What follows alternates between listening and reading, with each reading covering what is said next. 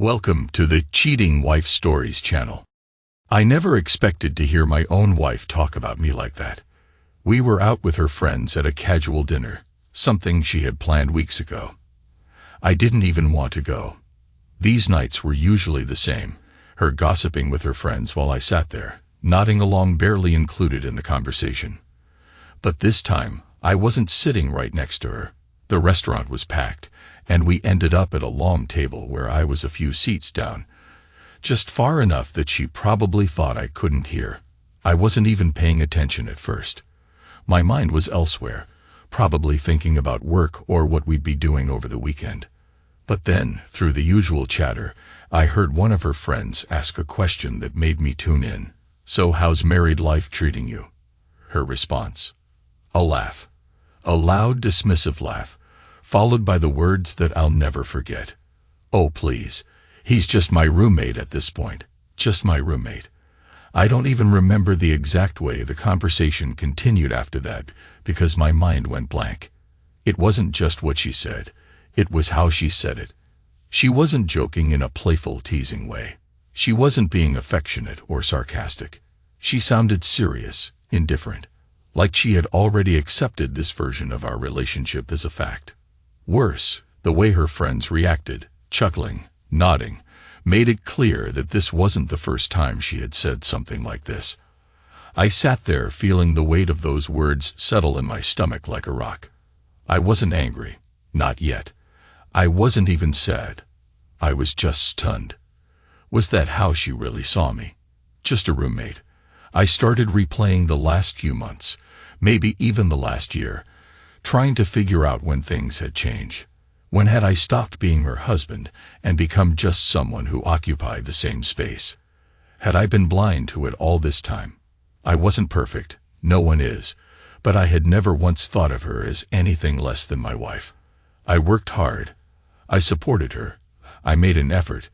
And yet here she was, reducing me to some guy who just happened to live with her. The rest of the dinner was a blur. I didn't say much, didn't react, didn't confront her right then and there. What was I supposed to do? Cause a scene in the middle of a restaurant? Ask her to explain herself while her friends watched? No, I wasn't about to give her the satisfaction of making it seem like she had struck a nerve. But inside something shifted. For the rest of the night I observed her differently, the way she barely acknowledged me, the way she was fully engaged in conversations with everyone except me, the way she laughed and joked with her friends while I sat there, unnoticed. And suddenly I saw it clearly. I was already living as her roommate. I just hadn't realized it yet. When we got home, I didn't say a word. I didn't ask her about it. I didn't demand an explanation. I was still processing it all, still deciding how I felt. But one thing was certain, something had changed. I wasn't sure what I was going to do about it yet, but I knew one thing for sure. I wasn't going to be just a roommate anymore. The silence between us was heavier than usual that night. When we got home from dinner, she went about her usual routine, kicking off her shoes, grabbing a glass of water, scrolling through her phone like nothing had happened, like she hadn't just embarrassed me in front of her friends. I watched her for a moment, wondering if she'd bring it up, if maybe she'd realize what she had said, how it had sounded. But nothing. Not a single glance in my direction, not a single acknowledgement of what had just happened. That was when I knew I had to say something. "Why did you say that?" She barely looked up. "Say what?" At dinner, when they asked about married life, she frowned slightly, still distracted by whatever was on her screen. "What are you talking about? You called me your roommate." That got her attention.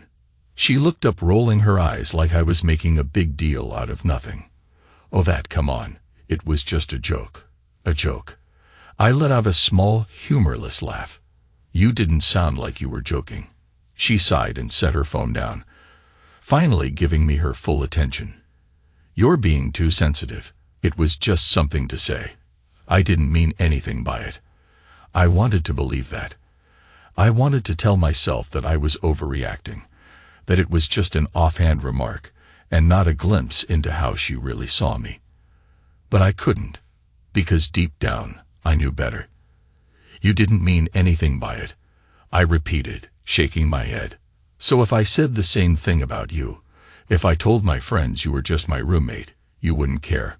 She scoffed. I wouldn't, because I wouldn't take it so seriously. I studied her, searching for any sign of regret, any sign that she understood why this wasn't okay. But there was nothing. Just irritation, like I was the one making this a problem. You've said that before, haven't you? I asked. She didn't answer right away. That hesitation was all the confirmation I needed. My chest tightened as the realization fully hit me. This wasn't just something she blurted out in the moment. This was something she had told them before, something she actually believed. It wasn't about the words themselves. It was about what they represented. She had already checked out of this marriage. Maybe she had for a long time. Maybe I had been holding on to something that was already gone. I wasn't angry, not yet. I was just tired. I don't think you see me as your husband anymore, I said, more to myself than to her.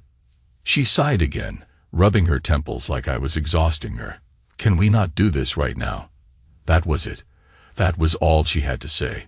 No apology. No attempt to explain. Just a plea to drop it. I nodded slowly.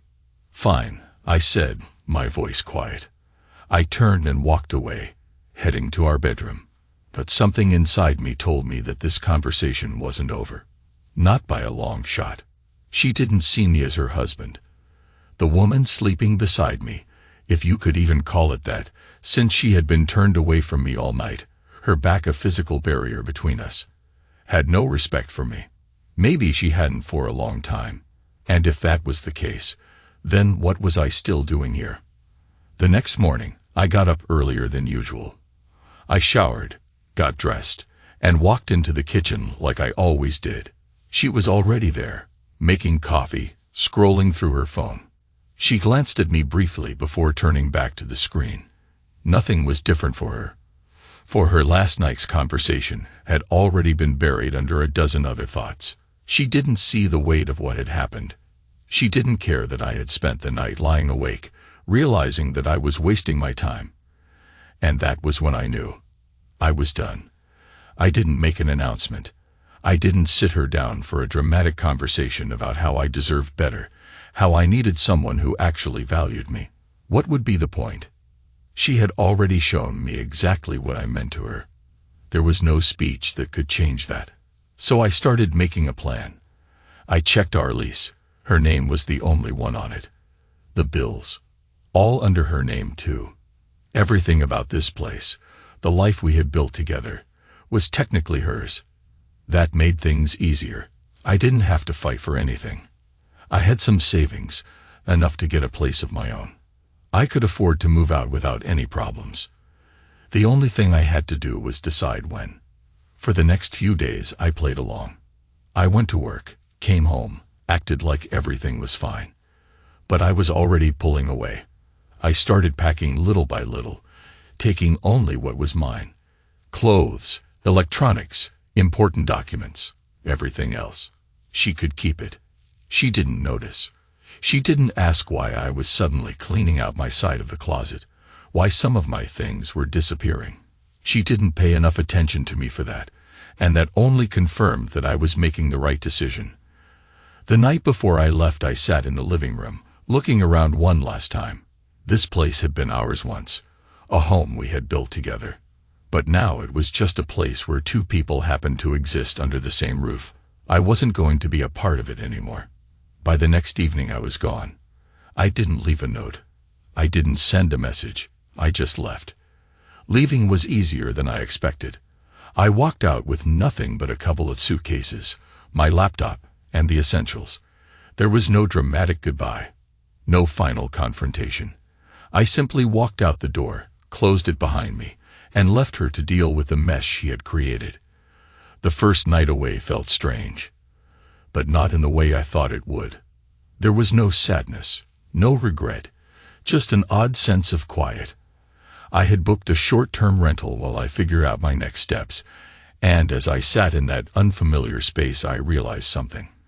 This was the first time in years that I truly felt at peace. But while I was adjusting to my newfound freedom, she was still in the dark. I had expected her to notice my absence immediately, to send a flurry of texts or blow up my phone with calls. But the first night, nothing. The next morning, still nothing. I checked my phone a few times out of curiosity, but there were no missed calls, no messages. At first I thought maybe she hadn't come home yet. Maybe she had stayed out late or crashed at a friend's place. But as the hours stretched on, I started to wonder, had she even noticed I was gone? That question answered itself when, late in the evening, I finally saw her name pop up on my screen. Where are you? Not are you okay? Not what happened. Not even why did you leave. Just 3 words. No emotion. No urgency. I didn't respond. I wanted to see what she'd do next. Whether she'd follow up with a real attempt to talk, or if she'd just brush it off. She didn't call. Didn't follow up. And that told me everything I needed to know. But while she could pretend nothing had changed, reality was about to hit her hard. It was due soon. Utilities too. And this time, she wouldn't have my paycheck helping to cover them. I had checked the numbers before I left. I knew what she made, what our expenses were. She could afford the place if she'd cut back significantly. But it wouldn't be easy, and it didn't take long for the cracks to show. A week after I left, I got another message. This time, the tone was different. Did you cancel the auto pay for the bills? I didn't answer. 2 days later, another one. I need to talk to you. Call me. She wasn't asking where I was anymore. She wasn't pretending it didn't matter. Reality was sinking in. She was alone now. She had laughed with her friends about me being just a roommate. But now she was experiencing what that actually meant. No one to split the costs. No one to help keep things running. No one there at all. And I had no intention of coming back. The messages kept coming. At first, they were spaced out, cautious, like she was testing the waters to see if I'd respond. But when she realized I wasn't playing along, the tone shifted. She started calling. I let every call go to voicemail. I wasn't interested in whatever excuse she had prepared, and I certainly wasn't about to give her the satisfaction of hearing my voice. Then one evening, she sent a message that was longer than the rest. Look, I know things got weird, but we need to talk. I feel like this has gone too far, and I don't understand why you're doing this. Can we meet why I was doing this? That was the part that got me. She really didn't get it. She had humiliated me in front of her friends, dismissed my feelings when I confronted her, and treated me like an afterthought in our own home. But now, because things had become inconvenient for her, she suddenly wanted to talk. I ignored it. The next day, another message. I don't want things to end like this. Can we at least have a conversation? Now it was about us. Now suddenly she didn't want things to end. I wasn't stupid. I knew what was happening. She wasn't reaching out because she missed me, because she suddenly realized she had made a mistake. She was reaching out because she didn't like dealing with the consequences. Still, part of me was curious. I wanted to see just how far she'd go. Though I agreed to meet, not at the apartment, not anywhere private. I picked a coffee shop, neutral ground, somewhere public, where there was no chance of her turning this into some emotional spectacle. When I walked in, she was already there, sitting at a table near the window. She looked different. Not sad, not remorseful, just uneasy. The moment she saw me, she forced a smile. Hey, I nodded and sat across from her, waiting. She hesitated before speaking, her hands wrapped around her coffee cup like she needed to hold on to something. I don't really know how to start this. I said nothing. She sighed. I feel like you overreacted. I didn't mean what I said the way you took it. And I think if we just talk this out, we can figure things out. I let her words hang between us for a moment before finally responding. You think I left because of one thing you said. She blinked, as if the thought had never crossed her mind. I leaned forward slightly. That wasn't a joke. That was how you really saw me. And I realized that night that I was done being in a marriage where I was nothing more than a roommate to my own wife. Her lips parted like she wanted to argue, but no words came out. She knew I was right. Still, she tried again. "I didn't mean it like that," she insisted. "I was just venting. My friends and we joke around like that all the time." I shook my head. Jokes have some truth in them. She didn't have a response to that. For a long moment, neither of us spoke. Then finally she sighed and leaned back in her chair. "So that's it." I nodded. "That's it." She looked down at her coffee, her expression unreadable. And for the first time I saw it, the realization that she had pushed me too far, that there was no coming back from this. I stood up. "Take care of yourself." And with that, I walked out. For the first time in years, I didn't have to wonder where I stood in my own relationship. I didn't have to question whether I was being taken for granted, or if I was wasting my energy trying to be someone who mattered to her. I had my answer, and now I had my freedom. She tried reaching out a couple more times over the next few weeks. Being dramatic, just short, half-hearted attempts to reopen the conversation. "Hey, just checking in. Hope you're doing okay. Let me know if you want to talk." I didn't answer. She wasn't reaching out because she missed me. She was reaching out because she missed what I did for her. She missed the convenience, the financial stability, the comfort of having someone else around. But love, respect, those were never a part of the equation for her. I heard from a mutual acquaintance that she had to downsize a couple of months after I left. She couldn't afford the rent on her own. She had to give up the apartment, the place that had once been ours, but had really just been hers all along. I won't lie, there was a part of me that found some satisfaction in that. Not because I wanted her to struggle, but because she finally had to face reality. She had treated me like I was disposable, and then she had to live with what it actually meant to be alone. As for me, I moved on. I found a new place, a smaller apartment that was mine in every sense of the word. No shared space, no one treating me like I was just a piece of the furniture. It was quiet, peaceful, and every morning when I woke up, I didn't feel resentment or frustration, or that dull sinking feeling that had become so normal in my marriage. I felt good. People like to talk about closure like it's some grand emotional moment, like there's supposed to be an apology, a final conversation that wraps everything up in a neat little bow. But sometimes closure isn't about them. It's about you realizing that you don't need their apology, you don't need their validation, you just need to walk away. And that's exactly what I did.